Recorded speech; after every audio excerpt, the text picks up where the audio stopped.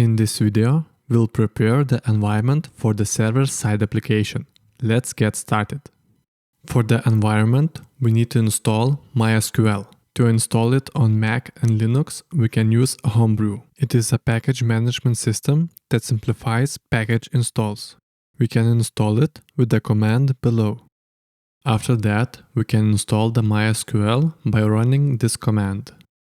On Windows, to install MySQL, we can use MySQL installer. I will leave used commands and the link in the comments below. Once the MySQL is installed, we need to create a Pipenv environment. To install the required libraries, we'll use requirements.txt file.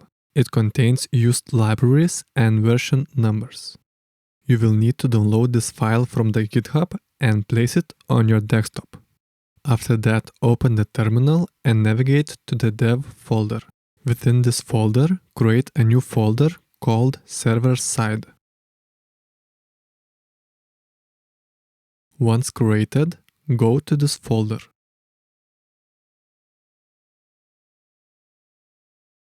Now, open the newly created folder and place the requirements.txt file within it.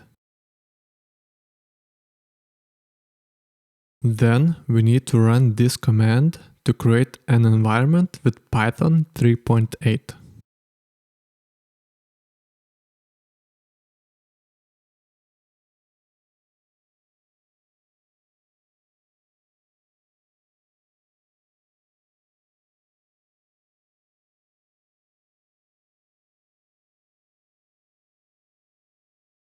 To make sure that all requirements are installed from the requirements.txt file, run this command. Finally, run this command to install python.env.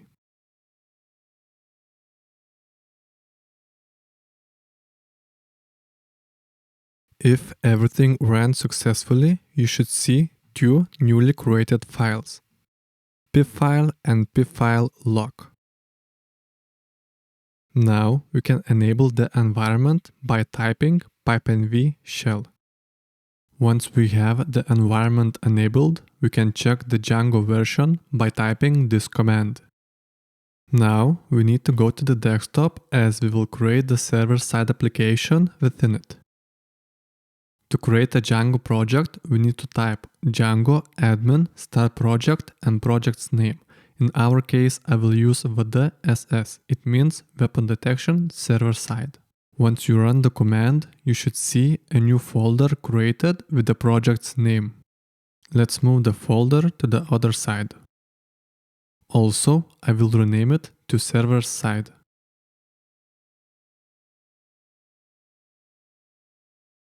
Let's open it and see what is inside. Here we can see that manage.py and the folder was created. We will use manage.py to run the application. Also, we'll use settings.py to set the settings of the application and urls.py to set URLs. To learn about other files that were created, I will leave a link with the info down below in the comments. Let's navigate to the folder within the terminal.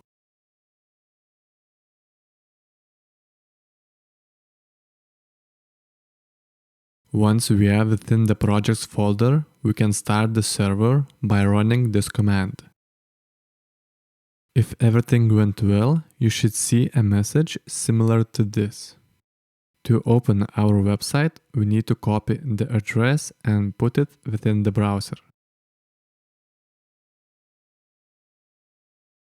Here we can see that the install was successful and the application is running. Thank you for watching. In the next video, we are going to start to code the server-side application.